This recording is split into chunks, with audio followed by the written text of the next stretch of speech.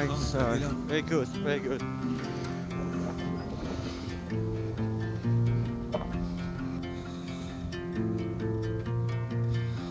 Đối với các bạn du học sinh, hầu như chính phủ Liên bang Nga sẽ hỗ trợ về học phí 100% nếu các bạn nộp hồ sơ đăng ký trên trang giáo dục đại học của Nga. Hàng năm, thông thường trang này sẽ mở từ tháng 10, 11, 12 và kết thúc vào khoảng cuối tháng 3 năm sau. Riêng những bạn đi theo diện học bổng hai phía, tức là học bổng chính phủ Việt Nam giống như mình, các bạn cần theo dõi trên trang điện tử của Cục Hợp tác Quốc tế Bộ Giáo dục và Đào tạo để nộp hồ sơ ứng tuyển. Trường hợp đậu sơ tuyển, các bạn sẽ được cấp phí đi đường, tiền làm visa, tiền vé máy bay, bảo hiểm làm tại Nga. Riêng về sinh hoạt phí, các bạn sẽ nhận được 420 đô hàng tháng, tức là rơi vào khoảng 10 triệu. Với tình hình đồng rúp của Nga đang mất gần nửa giá trị như hiện nay thì con số này quả thật là không tồi. Với những bạn đi theo diện học bổng một phía thì các bạn sẽ không nhận được khoản tiền này. Tuy nhiên, Tổng thống Putin vừa ký sắc lệnh tăng tiền trợ cấp lên gấp đôi cho sinh viên nước ngoài, nên tùy vào trường các bạn học thì con số này các bạn sẽ nhận được khoảng 1,2 triệu đồng hàng tháng hoặc có thể là cao hơn. Số tiền này là đủ để các bạn đóng tiền ký túc xá, tiền phòng hoặc có thể dư tùy vào điểm trường các bạn học.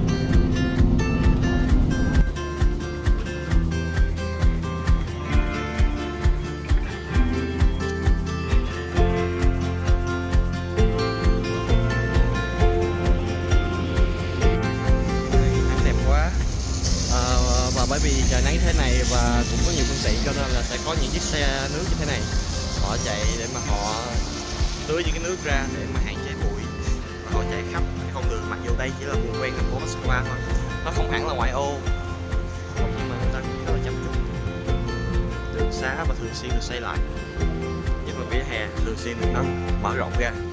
Ở Việt Nam mình đó mọi người thì đa số là người ta sẽ nâng đường chứ không phải là người ta nâng vỉa hè, và ở bên này thì người ta đã thường xuyên nâng vỉa hè bởi vì người ta khuyến khích cái việc đi bộ hơn, giảm thải cái khí từ các như là ô tô.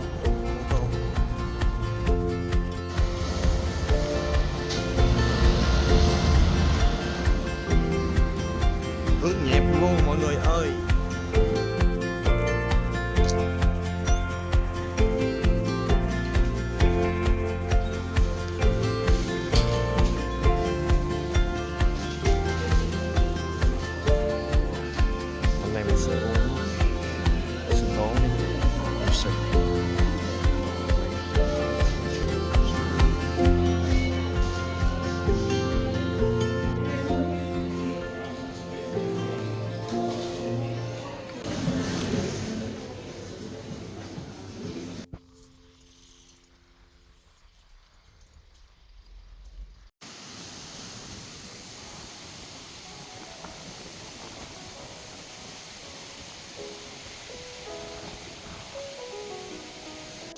Mình đang học dự bị tiếng Nga cho chương trình thạc sĩ luật 2 năm tại Nga.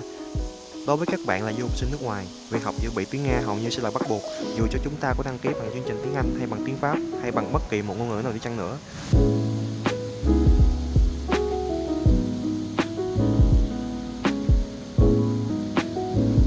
Nếu các bạn muốn biết thêm thông tin về học bổng Nga, hãy bấm đăng ký và chuông theo dõi cũng như để lại bình luận bên phía bên dưới cho mình.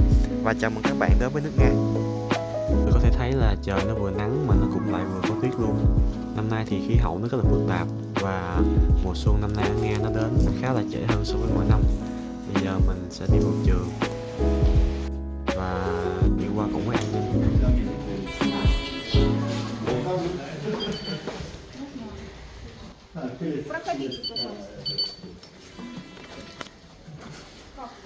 Bây giờ mình đang đi vào khu phòng học. Nhiệt độ ngoài trời 20 độ C. 11 giờ 41 phút.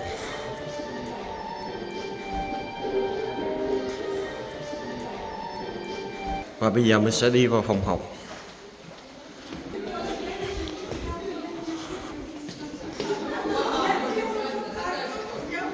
May quá cô chưa vào. Да? Причина.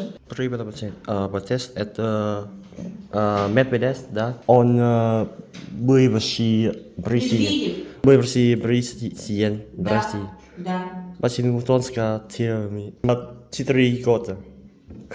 Потому что он друг Путина.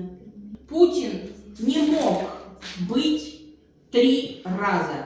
Dạ. Поэтому друг Путина, Медведев, Путин 2 раза, Медведев, Dạ. и опять Путин, Путин, Путин. Dạ. Я помню, потому что Конституцию. Конституцию поменяли Да, да. 2 года назад, а до этого нельзя было. Спасибо. Поэтому друг Медведева помог Путину. Друг Путина, Медведев, помог Путину. Лучший друг. Лучший друг помог. Hai và mình vừa kết thúc xong buổi học nó khá là dài, hơi mệt một tí. Và bây giờ mình sẽ trở về nhà để nghỉ ngơi một chút. Bởi vì chiều nay mình còn có một trận bóng với một số các bạn của mình. Hẹn gặp lại các bạn sau.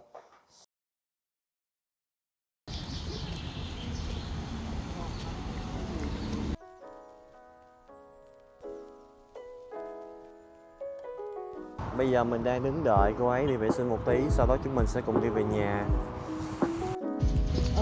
Study. I will have to dedicate a long time for me to get to use it.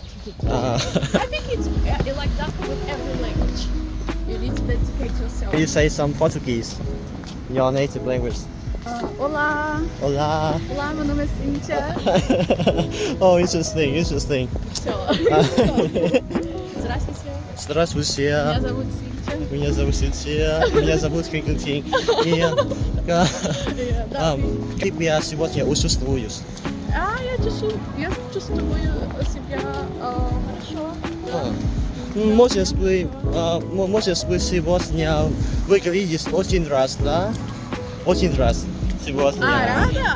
Да, я рада. Я- Сегодня я рада. И да. У меня есть один подрос, Дарья, принес на тебя. Да. Сегодня. Спасибо! Ничего. Да. Да. Или русская. Потому что если я жду бирательство, это очень далеко и долго время. So I think the weather here is cold because of the wind. Yeah. So But it's good. yeah. Because, for example, in Brazil, even the wind is hot. Yeah. Hot wind. It's not good, actually. You want to stay here? Yeah. It's up to you. What do you think it's close for you? Беляева or to go? Yeah, the bus coming. Đây, và bây giờ mình sẽ lên xe buýt thôi. Cynthia là cô gái đến từ Nam Mỹ, Brazil. Nhưng mà cô ấy có một cái tật là mỗi lần đứng trước camera là cô ấy không nói được gì hết. Và hầu như là không bao giờ chịu show mặt ra luôn. Nhưng mà mình nghĩ từ từ cũng đỡ. Your religion? No, I don't have religion. Yeah, yeah. It's good better than this one. Yeah, but before it was like that. But of course this is old already. And that's why Fashion. it's not like it's not pretty. I'm kind of atheist. I don't have religion, but I like to study religions. I think it's like. Và mình vừa đưa cô ấy về xong, bây giờ mình sẽ chắc là mình sẽ trở về nhà của mình nghỉ ngơi thôi. Mình cái kem là một cái món cực kỳ yêu thích của mình ở đây. Kem ở đây đặc biệt nó rất là ngon, rất là mịn luôn và cũng rất là rẻ nữa. Một cây thế này khoảng đâu đó 5.000 mua trong siêu thị. Nó rẻ hơn Việt Nam bởi vì đồng tiền của Nga hiện tại nó cũng khá là mất giá. Ví dụ ngày xưa nha, mà khi mà mình đổi 40.000 mình mới đổi được 100 rúp. Nhưng mà bây giờ mình chỉ cần có 25.000 Việt Nam đồng thôi, mình đổi được 100 rúp rồi. 2,000 years later. Và mình vừa mới thức dậy xong. Bây giờ đã là 8 giờ tối rồi. Hôm nay đồng hành với mình có một anh bạn. Are you okay? Oh, it's okay. Hello. Và bây giờ đi vào sân thôi. Hôm nay mình đến khá là trễ. Thời tiết ngoài trời bây giờ chắc là khoảng 23 độ C.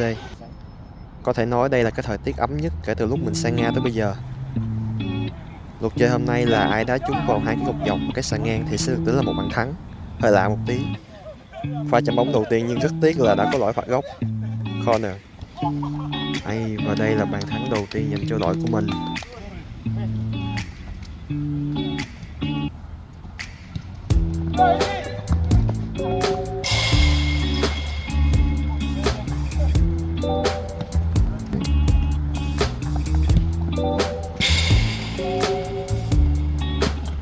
bạn châu Phi thật sự là những bạn có một cái thể chất rất là tốt. Thậm chí có những bạn không cao to nhưng mà người ta rất là dẻo dai. Cơ thể của người ta toàn là cơ và người ta rất là săn chắc.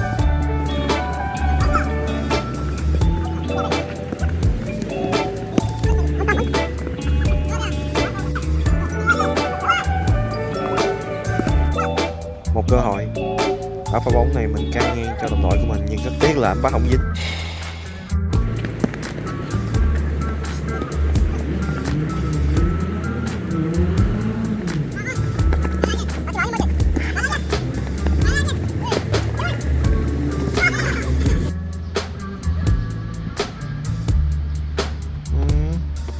Hello. Và có thể nói rằng đó là một cái ngày tiêu biểu của mình. Cảm ơn tất cả các bạn đã xem video của mình. Nhớ bấm subscribe, đăng ký cũng như là bình luận cho mình. Hello. До свидания. До свидания. Tạm biệt các bạn và hẹn gặp lại trong những video tiếp theo thú vị hơn. Bye.